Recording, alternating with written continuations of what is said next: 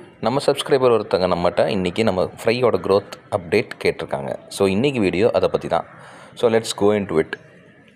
நம்ம சேனலை நீங்கள் க்ளோஸாக ஃபாலோ பண்ணியிருந்தீங்கன்னா நம்ம ஒரு 1 மந்த் முன்னாடி ஒரு ப்ரீடிங் பண்ணியிருந்தோம். அதில் நமக்கு 100+ ஃப்ரைஸ் கிடச்சிச்சு. அதில் இருந்து இப்போ கரண்ட்டாக என்கிட்ட ஒரு 25+ ஃப்ரைஸ் தான் அவைலபிளாக இருக்குது. மற்றதெல்லாம் கிராஜுவலாக கொஞ்சம் கொஞ்சமாக குறைஞ்சிருச்சு. பட் இந்த 25 நல்லாவே இப்போது ஹெல்த்தியாக வளர்ந்துட்டு வருது. இதுங்களுக்கு நான் இப்போ மொய்னா ஃபீட் பண்ணியிருக்கேன். இந்த வீடியோவை நீங்கள் நல்லா பார்த்தீங்கன்னா தெரியும், மொய்னாஸ் நிறையா சுற்றிக்கிட்டு இருக்கோம். இப்போ தான் கரெக்டாக ஃபீட் பண்ணேன். அதே மாதிரி இந்த 25 ஃப்ரைஸுமே பாருங்கள், ஒவ்வொன்றும் ஒவ்வொரு சைஸில் இருக்கும். இதோட சைஸ் வேரியேஷன் பயங்கரமாக இருக்கும். இது எல்லாமே ஒரே ஃப்ரை தான், ஆனால் ஒவ்வொன்றும் ஒவ்வொரு சைஸ்க்கு வளர்ந்துருக்கு. ஏன்னா அதுங்களில் சில இது அக்ரெசிவாக இருக்கும். அக்ரெசிவாக இருக்கிறது நல்லா நிறையா சாப்பிட்ருக்கோம்.